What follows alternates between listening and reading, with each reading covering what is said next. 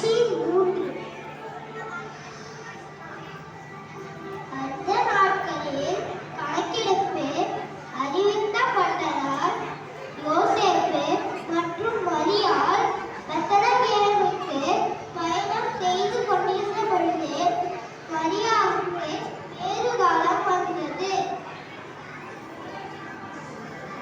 யோசேப்பு வீட்டு கதவுகளை தட்டுகிறார்.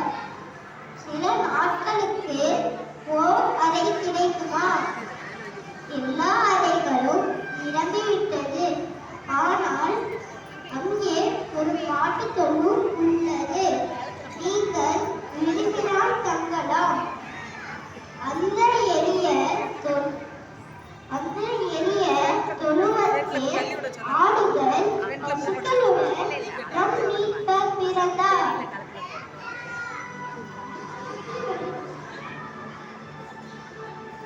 காட்சி 4.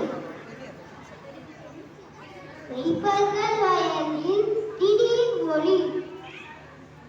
அஞ்சாதீர்கள், இதோ எல்லா மக்களுக்கும் பெரும் மகிழ்ச்சியூட்டும் நற்செய்தியை உங்களுக்கு அறிவிக்கிறேன்.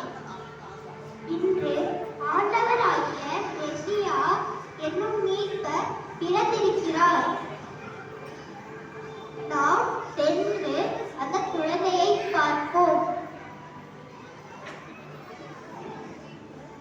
இந்த புனித இரவில் உலகிற்கு புதிய நம்பிக்கை வந்தது. காட்சி 5. அந்த நாட்களில் கிழக்கிலிருந்து 3 ஞானிகள் யூதரின் அரசராக பிறந்த குழந்தையை தேடி வந்தார்கள். அவர்கள் வானத்தில் ஒரு புதிய நட்சத்திரத்தை கண்டனர். நட்சத்திரம் எங்களை வழிநடத்தி வந்தது.